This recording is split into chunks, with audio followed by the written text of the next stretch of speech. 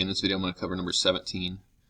It says a particle moves on a vertical line so that its coordinate at time t is given by this equation. So this would be the position function. Part A, find the velocity and acceleration functions. So the velocity function, we'll call it v of t, is the first derivative. So that's going to be 3t squared minus 12. And then the acceleration function is the derivative of that. A of t would be 6t. So 3t squared minus 12 and 6t. When is the particle moving upward? When is it moving downward? So moving upward is going to be that the velocity is positive, and downward is going to be velocity is negative. So in order to figure that out, we're going to have to figure out when it's 0.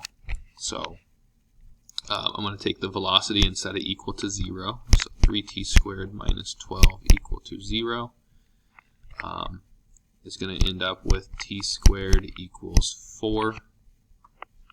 So that's going to happen. It's going to be 0 at time 2 and negative 2. But again, I'm not going to go into the negatives with time on these questions, so we want to start with time 0. So we're just going to say time 2. So we know that's going to be when it's 0. And then I'm going to make this number line. Put 2 on here. Again, we're capping this at 0.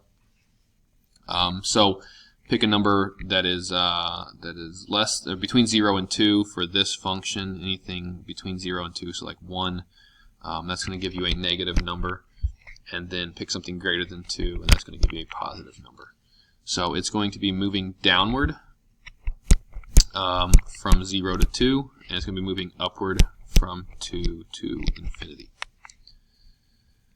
Find the total distance the particle travels from 0 to 3. So we want to find the position at, so it switches direction at 2. So we're going to find the position at 2 minus the position at 0. We're going to do the absolute value of that. And then we're going to do the position at 3 minus the position at 2. Okay, so the position at 2, if we plug in 2 here, we're going to get 8 minus 24, negative 16, plus 3, which would be negative 13, minus the position at 0, which is 3.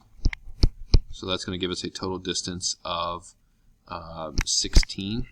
Right? And then we're going to do the position at 3.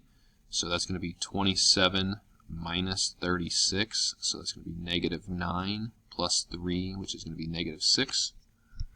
And then minus the position at 2, which was negative 13. So that's going to give us a value there. So negative 6 plus 13 is going to give us 7.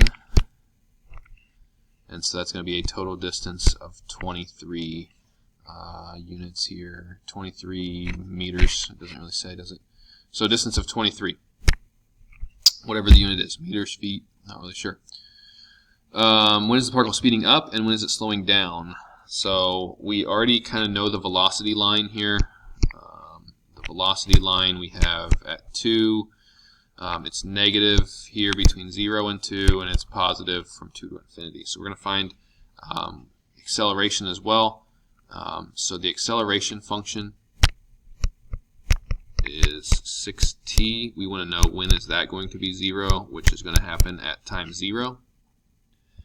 And so really what I'm looking at here is if I know that the acceleration is only 0 at 0, any number bigger than 0, if I plug in a number bigger than 0, I'm going to get a positive value here. So it's going to be positive this whole time. Now, it would be theoretically negative if we went to the left of 0, but since we're stopping it at 0, my acceleration is always going to be positive here. So when is it going to be speeding up? That's going to be when velocity and acceleration are the same, so that's going to be from 2 to infinity. And when is it slowing down? That's when the acceleration and velocity are different, which is going to be from 0 to 2.